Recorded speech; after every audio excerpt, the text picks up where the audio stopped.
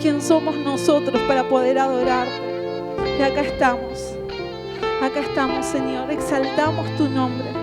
Te damos toda alabanza, todo lo... Señor, vos lo mereces. Queremos darte lo mejor de nosotros en esta noche.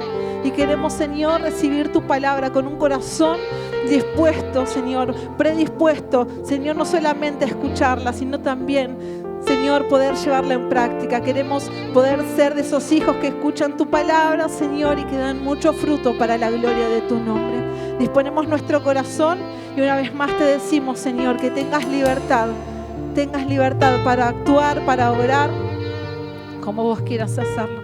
En tu nombre, Señor. Amén y amén. Amén. Buenas noches, iglesia. El Señor está en este lugar. ¿Cuántos creen que el Señor está en este lugar? Y yo estoy convencida de que Él preparó algo para este día, para nosotros. Me encanta pensar en esto, que es su gracia, ¿no? Es su misericordia la que nos permite poder escuchar una vez más su palabra, poder estar una vez más en su presencia. Así que yo te animo a que puedas estar atento. Una vez me acuerdo que comencé la palabra preguntándoles qué hace un espantapájaro. No sé si se acuerda. ¿Qué hace un espantapájaro? Espantapájaros. Y saben que cuando nosotros leemos la palabra, vemos que muchas veces la semilla es sembrada en distintos terrenos. La semilla se siembra siempre. El asunto es el terreno en donde cae. Si cae en una tierra que es fértil, gloria a Dios, seguramente va a dar frutos. Si cae en otros lugares, posiblemente vengan los pájaros y se coman las semillas. Entonces, yo te animo que puedas estar atento y aún tendremos que tener un espantapájaros espiritual para que nadie se robe la semilla que hoy va a ser plantada en medio de la iglesia. Amén. Así que yo te animo que puedas abrir tu Biblia en Mateo capítulo 9.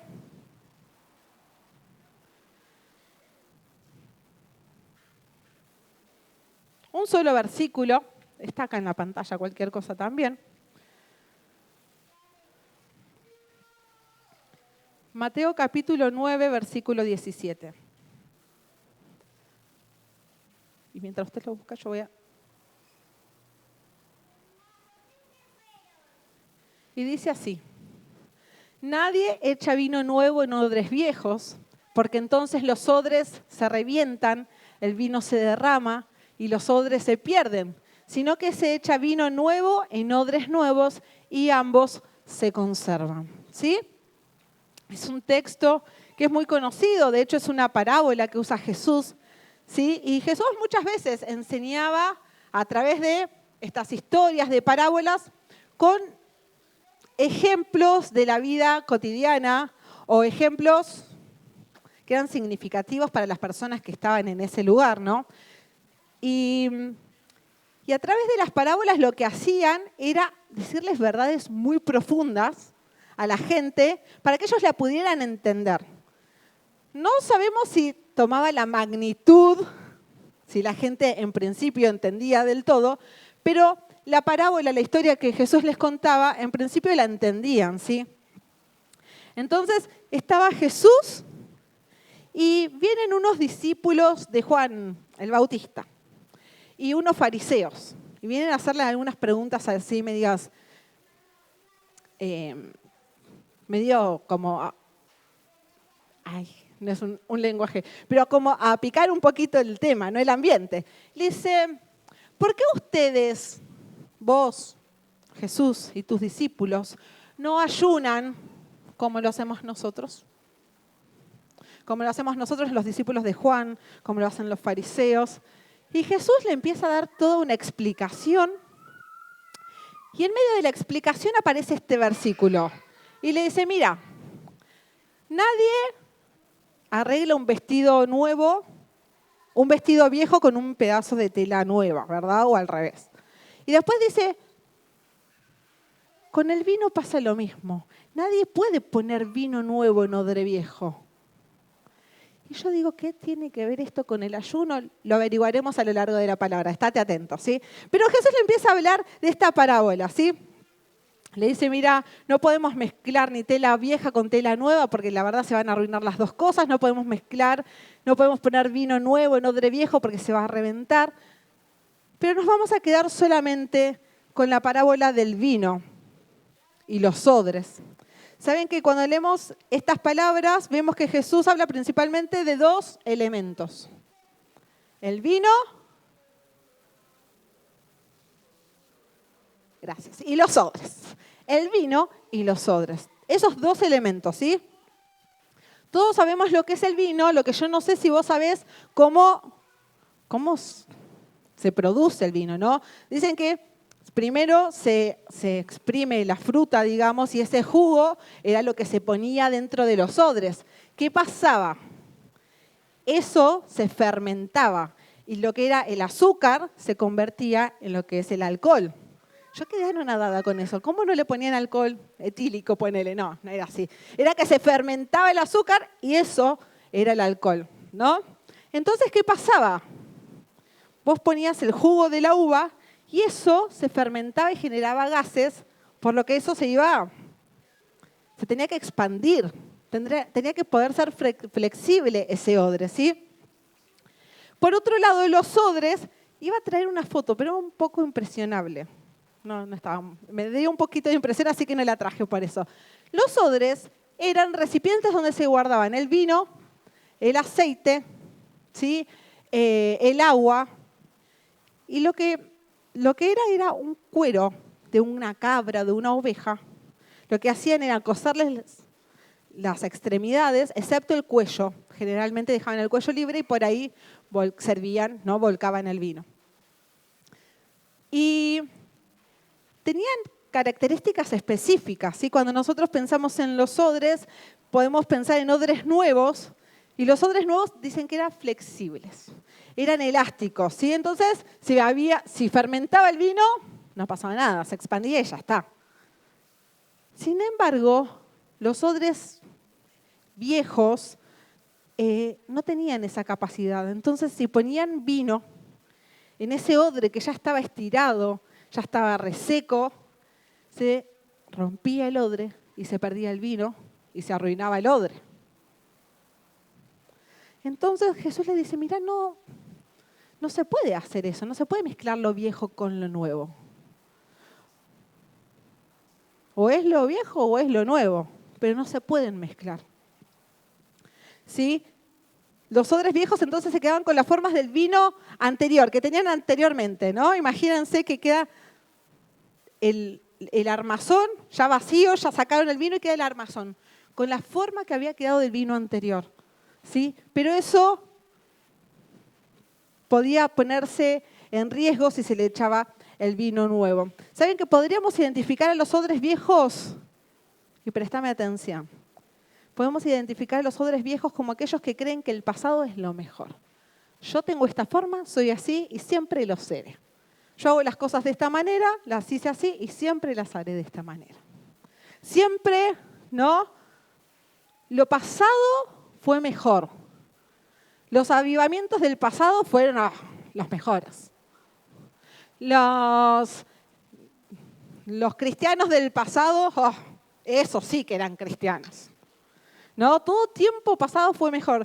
De hecho, pido perdón a los chicos del área de adoración, pero siempre hablo o de mis hijos o de mi marido y ellos son casi como hijos, así que siempre sale, ¿te acordás esa canción? Porque las canciones de antes. Y si nosotros pensamos que lo mejor es lo de antes, estamos al horno, están buenísimas, no lo vamos a negar y las vamos a seguir cantando. Pero si nosotros pensamos que lo mejor era lo de antes, estamos creyendo que Dios no puede hacer nada mejor, nada nuevo. Bueno, no, ya así como ya, avivamiento como el de antes, cristianos como el de antes, canciones como las de antes, ya no hay más. ¿Y qué esperamos? ¿Menos expectativa? Vivimos así como, no, ya lo mejor ya pasó, ya está. Y no es así, con Dios no es así. Entonces podremos identificarnos o identificar los odres viejos con esto, con los que creen que el pasado fue mejor, o aquellos que se acostumbraron a las formas, ¿no? Las palabras. El otro día estábamos en el grupo y le digo, ¿ustedes saben palabras? ¿Qué palabras o qué actos son re evangélicos, o sea, si no fuésemos cristianos y evangélicos, ¿sabríamos cómo se actúa, qué se dice? Y sabemos, ¿no? Hay palabras que son muy cristianas, como bendiciones, levantamos la mano, entramos, hermano. Sabemos las formas, pero por dentro no pasa nada. No hay vino que se esté moviendo, que se esté fermentando, no está sucediendo nada. Simplemente nos quedó la forma del vino anterior. Y eso es un odre viejo. Y acá Jesús le estaba diciendo esto porque un poco eso era lo que había pasado con los seguidores de Juan el Bautista. ¿No? Decían, bueno, pero ¿cómo ustedes no siguen como las mismas normas así tan estrictamente del judaísmo? Esas reglas judaizantes de las que habla Pablo después en las cartas que estamos estudiando. ¿Cómo puede ser? Entonces Jesús le dice, mirá, el vino nuevo en odres viejos no va. Lo que Jesús le estaba diciendo, yo vine a traer una nueva era. Vine a traer algo nuevo y ustedes se están quedando solamente con eso. Jesús cumplió con toda ley y demás. Pero dice, no se queden solamente ahí. Porque yo vine a traer una nueva forma de relacionarme con mi pueblo. Yo vine a traer una nueva forma. O sea, no se queden en esa estructura, en ese cuadrado, porque no van a resistir ni ustedes y se va a desperdiciar todo lo que estoy haciendo. Jesús, eso era lo que le quería explicar a través de las parábolas. ¿Sí? Y una tercera característica que puse de los odres viejos, que podría identificarse a aquellos que se endurecen y se resecan, ¿no? Dicen que los odres, según el clima o según en dónde se encontraban, se percutían, ¿no? Se resecaban. Entonces, dependen del lugar donde estaban, el clima los afectaba más o los afectaba menos. Y a nosotros un poco nos pasa lo mismo, ¿no? Depende de las situaciones, a veces nos tocan atravesar distintas circunstancias, distintas situaciones, experiencias, a veces aún el pecado también, ¿no? Endurece nuestro corazón.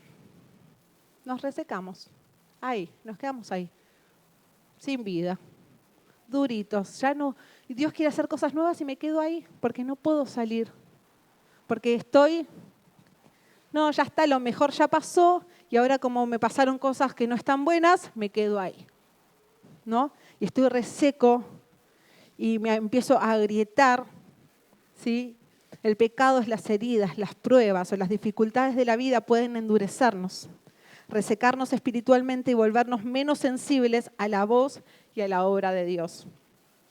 Un poco quería acercar a ver cómo era un odre viejo para ver si nos identificábamos con él, ¿no? Y yo te animo que a medida que va pasando la palabra, vos vayas analizando en este sentido cómo estás, ¿no? Ya que el Señor está hablando para poder darle lugar que Él obre en nuestras vidas. ¿Hay algo de esto en nuestras vidas? Porque para que haya vino nuevo son necesarios odres nuevos, ¿sí? Así como los odres, cuando viene lo nuevo de Dios, nos permiten expandirnos, un recipiente resecado se pierde el recipiente y se pierde el vino, ¿sí? Y el vino depende de Dios, Él es el que da el vino nuevo. Pero quienes son responsables de los odres somos nosotros. Señor, pero quiero lo nuevo, pero ¿sos odre nuevo o sos odre viejo? Porque vos querés lo nuevo, pero si yo te doy lo nuevo y no estás preparado, no te quiero perder. Tampoco quiero perder lo nuevo que estoy dando. Es interesante, y esto me encanta rescatarlo, que Jesús se preocupaba por el odre y por el vino. No es que decía, bueno, este odre no quiere, lo acumulamos acá, lo ponemos en un cuartito y que se quede ahí, vamos con otro que quiera hacer un odre nuevo. No, está mostrando una intención, un interés, ¿no? De decir, quiero derramar algo nuevo, ¿no? Quiero hacer algo nuevo, me sirven, no quiero perder ninguna de las dos cosas, ni el vino ni el odre. Sí, se preocupaba por ambos elementos, pero sí tenemos que saber que, como decía recién, el vino viene de parte de Dios. Pero tiene que haber vasijas, recipientes, odres que estén en condiciones para ser llenados. ¿Se acuerdan de la viuda? Que el profeta le dice, bueno, anda a buscar muchas tinajas. Era una viuda que estaba viviendo era un tiempo de sequía, que habían venido a amenazar a sus hijos que se los iban a llevar de esclavos porque tenían muchas deudas y demás. Y el profeta le dice, mira, anda a buscar muchas tinajas a distintos lugares y cuando tengas todas las tinajas comenzá a llenarlas con aceite. Y resulta que ella llenó todas las tinajas que tenía, todas. La que le pidió el vecino, todas. Y cuando se terminaron las vasijas, cuando se terminaron las tinajas, se terminó el aceite. Si nosotros queremos lo nuevo de Dios, se necesitan tinajas, odres, vasijas, donde Él pueda, ¿no? Donde Él pueda verter, sea vino nuevo, sea aceite. Necesita recipientes dispuestos, recipientes disponibles, que estén en condiciones también de poder recibir eso nuevo de parte de Dios. Y hoy cuando oraba Élida, decía, Señor, este año lo declaramos que iba a ser un año de avivamiento y de expansión.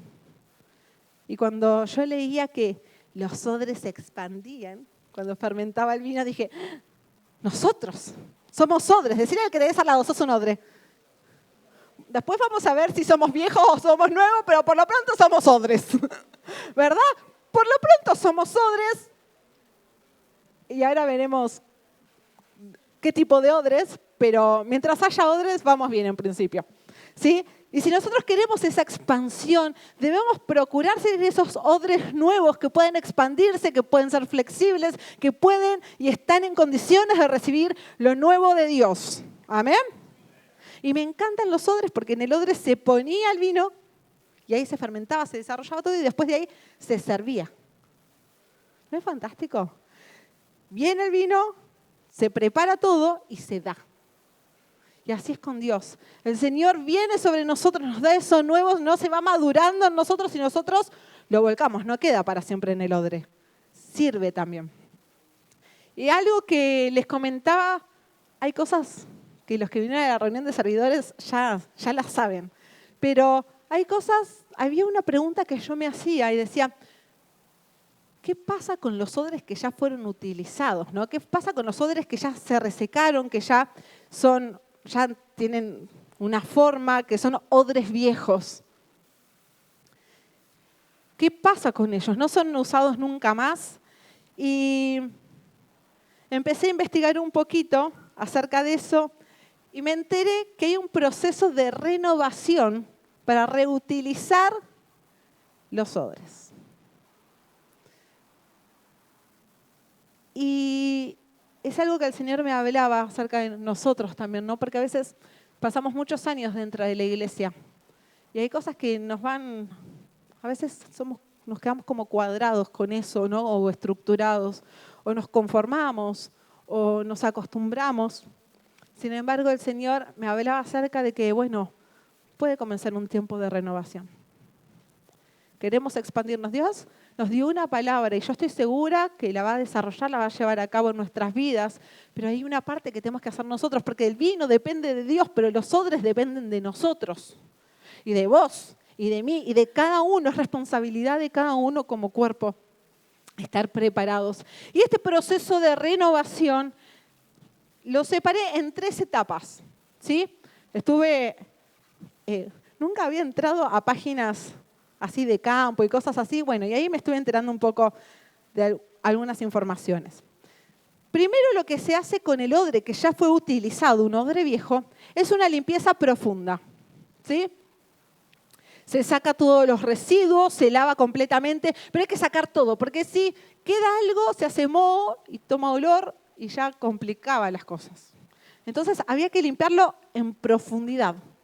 Todo lo que no servía, todo lo que estaba ensuciando eso, había que sacarlo. Y esto nos habla a nosotros de santificación. Nos habla a nosotros de arrepentimiento. Hace un par de semanas venimos hablando acerca de arrepentimiento, ¿sí o no? De arrepentimiento, de santificación.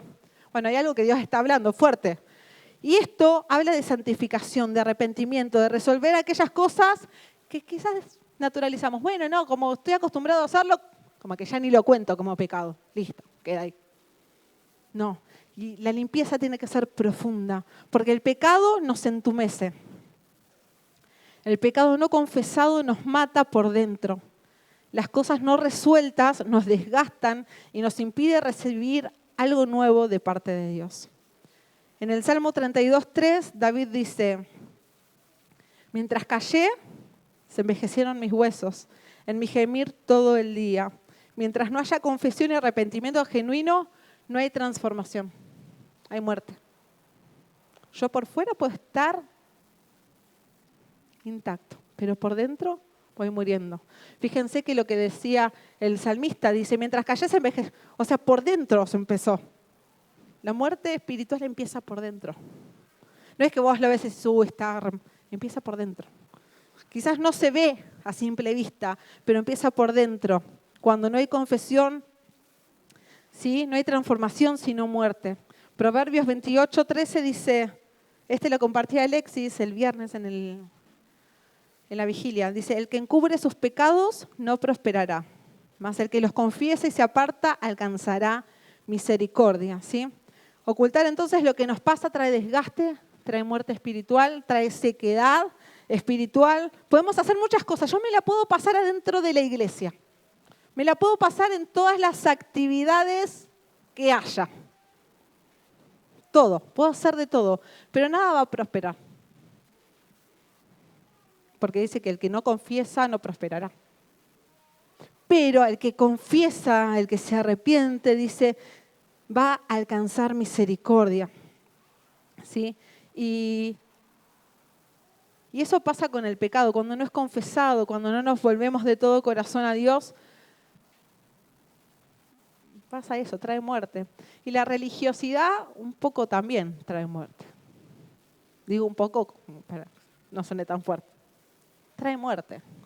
Porque yo hago las cosas por costumbre. Hago las cosas automáticamente, quizá.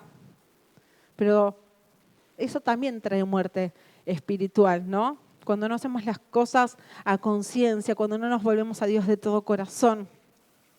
Es tiempo de una limpieza profunda y que podamos decir como el salmista, el Salmo 51:7 dice, purifícame con hisopo y seré limpio, lávame y seré más blanco que la nieve. Nuestra parte consiste en arrepentirnos, en sacar todo lo que nos sirve, en limpiar, en frotar, en pasar cepillo. ¿Vieron cuando hay que lavar las zapatillas después de que pisaste mucho barro o pasto que no sale? A mí nunca me salen mucho las manchas igual, pero ¿qué le das con el cepillo y jabón blanco y quitamán? Así tenemos que lavarnos. Porque si queda un poco de impureza, no sirve. Se genera moho y se arruina el vino que viene después. Y el Señor nos está hablando acerca de esto. Este primer paso tiene que ver con esto, con la santidad. Y es fundamental, ¿sí? Con sacar lo que nos sirve, con eso.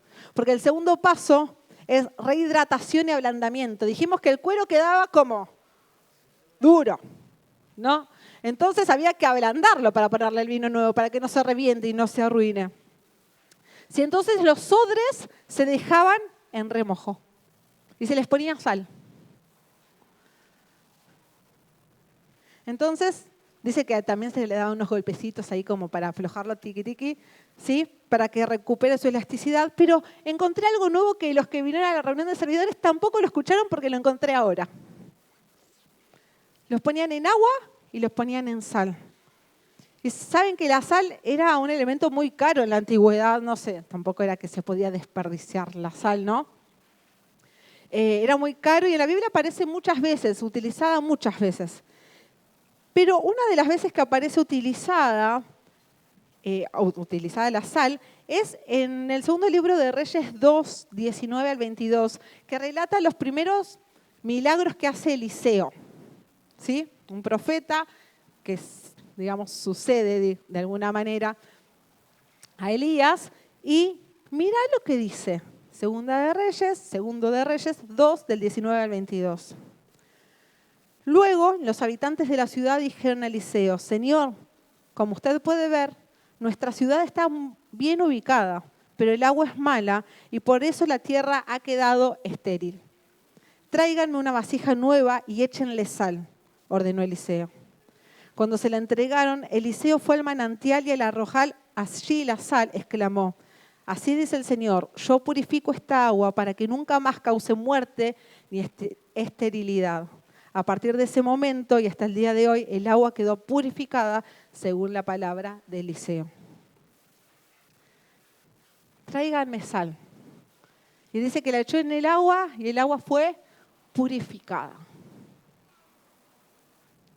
Y este segundo punto, que es de ablandamiento y de rehidratación, también tiene que ver con la purificación. Pero el primer punto era de sacar las cosas que nos sirven. El segundo punto es de agregar las cosas que necesitamos. La sal nos habla de purificación y el agua también. De hecho, en Efesios 5:26 dice que Cristo amó a la iglesia y se entregó por ella para santificarla, habiéndola purificado en el lavamiento del agua por la palabra. Y habla de la purificación en muchos versículos, pero otro de ellos es el Salmo 119:9 que dice: ¿Con qué limpiará el joven su camino? Con guardar su palabra. Tanto cuando habla de la sal como cuando habla del agua, en estos casos nos está hablando de purificación. Y esa purificación que no tiene que ver con el sacar, porque ya lo hablamos en el punto anterior, sino que tiene que ver, como te decía recién, con el agregar lo que estamos necesitando. Con agregar, ¿no?, ese filtro, ¿no?, que es la palabra. La palabra nos ayuda a filtrar lo que puede ingresar y lo que no puede ingresar. La palabra nos ayuda a purificar, a ver las cosas como Dios la ve, a entender las promesas, a ver los mandamientos, a ver lo que Dios está esperando de mí. La palabra es lo que me ayuda a mantenerme puro en todo caso. Lo que me revela, lo que me muestra, lo que sí y lo que no. Entonces yo por mi parte tengo que sacar todo, pero además tengo que agregar el conocimiento de la palabra. Si eso me ayuda, me ablanda también. ¿No? Me ablanda porque me da palabra de parte de Dios, me va trabajando, ¿sí?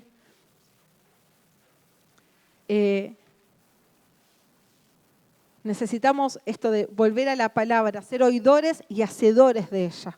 Solo conocerla no produce nada especial, ¿sí? Y una frase que escuché hace poco en otro contexto, pero que me gustó, es que la información sin acción no produce transformación. Repito, la información sin acción no produce transformación. Por eso ser oidores me da la información, pero ser hacedores es meterme en acción. Y ahí es donde se produce la transformación, la conversión, ¿no? Ahí es donde cambiamos, nos ablandamos, ¿no? Estábamos duros, estábamos así, y de repente con la palabra empezamos a ablandarnos y empieza a haber transformación en mi vida cuando la pongo en práctica. ¿Sí? No se trata solamente de sacar lo malo, bueno, listo, ya lo saqué, no. Necesito también agregar la palabra de Dios en mi vida y ponerla por práctica. Y yo en este punto me acordaba de un texto y el Señor me lo ponía en el corazón una y otra vez. Digo, Señor, bueno, pero ¿te parece? Y el Señor me lo volvía a traer a la memoria. Y es un texto que Dios le da al pueblo de Israel a través de Ezequiel, cuando también está hablando de renovación hacia el pueblo, y les dice: yo les daré un solo corazón y pondré un espíritu nuevo dentro de ellos. Y quitaré de su carne el corazón de piedra y les daré un corazón de carne, para que anden en mis estatutos, guarden mis ordenanzas y los cumplan. Entonces serán mi pueblo y yo seré su Dios. Quitaré de su carne el corazón de piedra y les daré un corazón de carne. Un corazón de piedra es un corazón duro, que escucha palabra, que recibe palabra, pero que choca, que no penetra, que nada. Yo suelo usar la frase de: es impermeable. Pero el Señor dice que si nosotros nos volvemos a Él, que si nosotros de verdad venimos con un arrepentimiento genuino, si de verdad le decimos, Señor, yo quiero buscar tu palabra, yo quiero hacer tu voluntad, quiero ser hacedor de tu palabra. Él dice que Él hace esa transformación en nuestras vidas. Él quitará el corazón de piedra y nos dará un corazón de carne. Yo no sé por qué el Señor me traía esta palabra, porque yo creo que era suficiente, o sea, se entendía igual el concepto. Pero el Señor me ponía esta palabra, así que si es para vos, tomala. Que hay oportunidad, que el Señor te está dando otra oportunidad, te está diciendo esto. Yo puedo quitar el corazón de piedra y ponerte un corazón de carne. Y que puedas decir, yo pueda decir que vos sos mi pueblo, que vos sos mi hijo y que yo soy tu Dios. Amén. Si se necesita entonces un proceso de ablandamiento es porque hay dureza. Si no, no sería necesario, ¿no? Yo pensaba, entre paréntesis, menos mal que es con agua y con sal y no es como cuando se hacen las milanesas. ¿Ustedes vieron?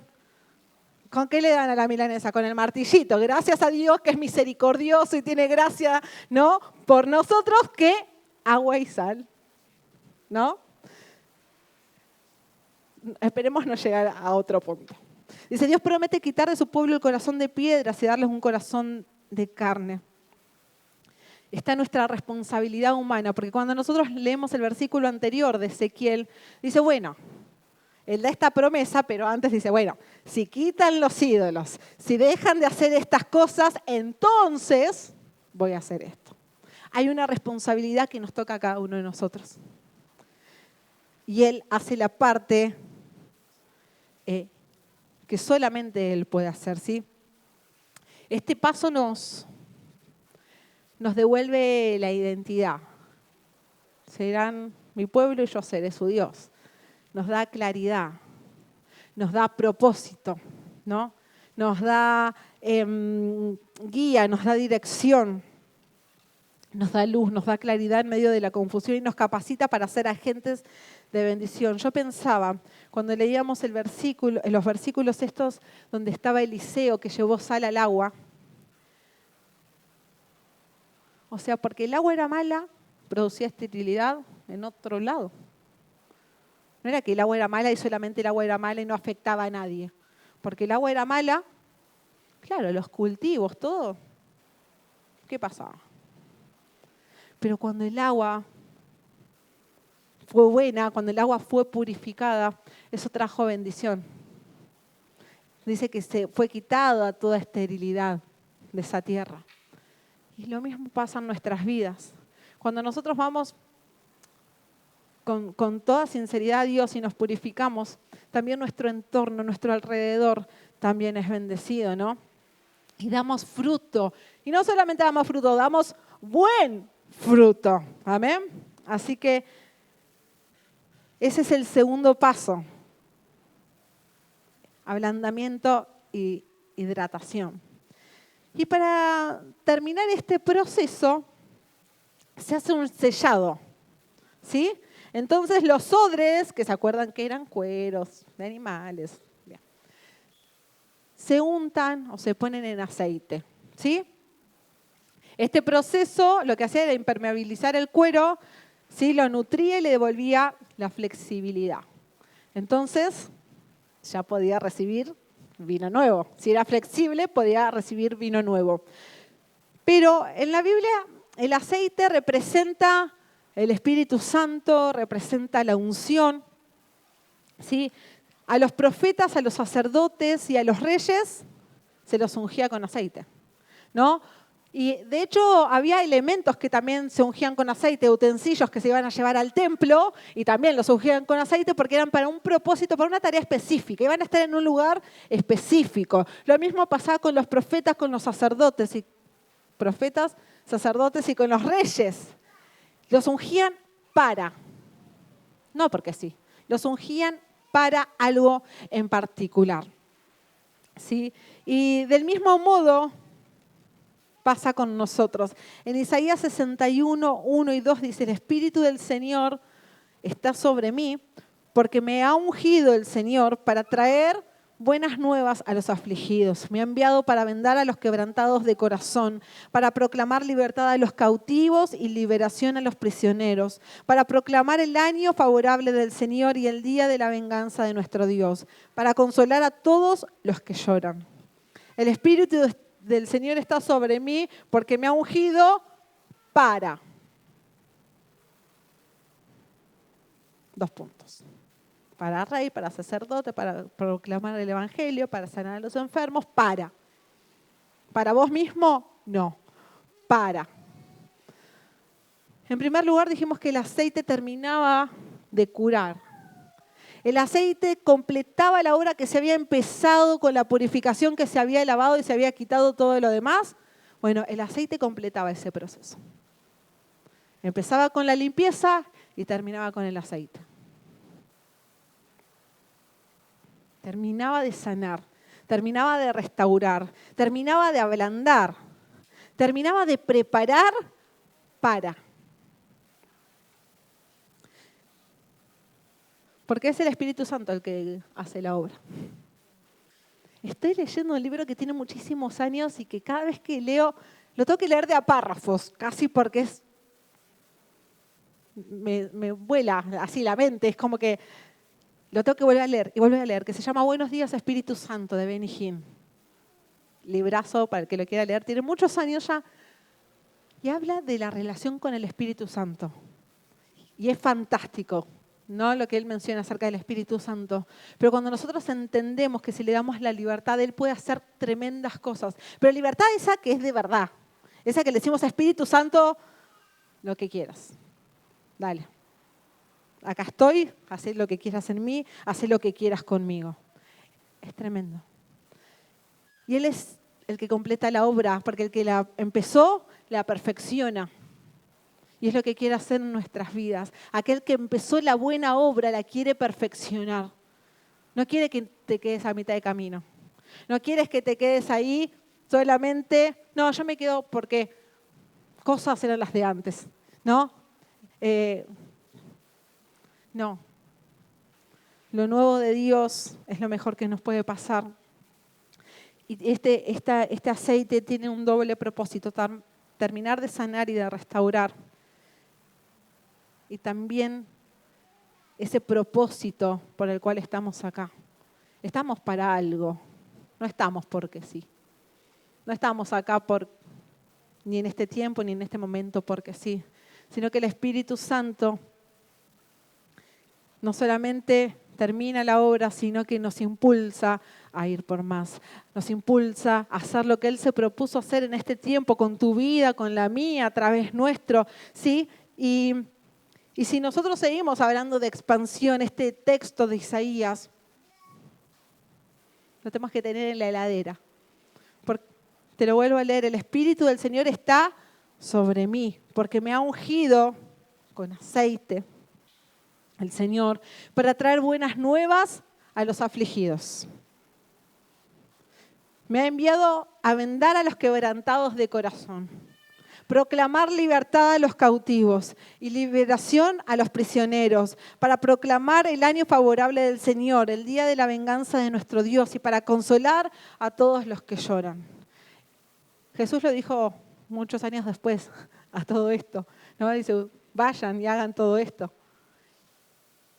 Hay un propósito, hay un para qué, pero no podemos recibir, no podemos dar nada si nosotros estamos resecos, si no podemos recibir lo nuevo de Dios, si seguimos como odres viejos.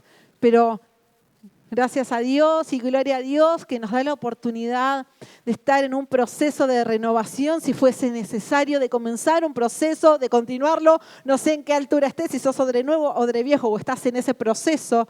Hoy podés tomar la determinación de comenzarlo, un proceso de renovación. Porque ¿cuántos quieren lo nuevo de Dios? Bueno, algunos lo quieren, gloria a Dios por los que lo queremos. Queremos lo nuevo de Dios, queremos poder expandirnos. ¿Hay algo acaso que te dé más placer que hacer lo que Dios está esperando que hagas? ¿No? De hacer algo y es la paz de decir, lo hice. Señor, check, ¿no? Ya está. Bien. y te da paz, te da placer, porque no hay nada más placentero que hacer la voluntad de Dios. Pero qué bueno es estar preparados para recibir y para dar eso que Dios quiere derramar sobre su iglesia. Hay algo que el Señor quiere hacer. Y yo quiero invitarte en este tiempo que podamos mirar hacia adentro. Que podamos decirle, Señor, bueno, acá estoy. No le podemos mentir al Señor. Señor, acá estoy. Yo quiero lo nuevo. Yo quiero expandirme. Yo quiero ser parte de tu mover. Yo quiero ser parte de lo que el Señor, lo que vos quieras hacer en este tiempo. Estamos hablando de avivamiento, de una gran cosecha que se avecina. Lo creemos nosotros, lo creemos. La iglesia de Jesucristo lo creemos. Pero el Señor quiere usarte también. El Señor quiere hacer algo en tu vida, quiere terminar de sanarte, quiere hacer una obra completa. Pero hay algo que tenemos que hacer nosotros, que es prepararnos, es decir, Señor, yo quiero ser ese odre nuevo, que vos lo que quieras derramar yo lo pueda recibir, no me pierda en el camino y no se pierda ni se desperdicie lo que vos estás derramando. Así que yo te animo, Sofi, si puedes pasar, yo te animo que vos puedas cerrar tus ojos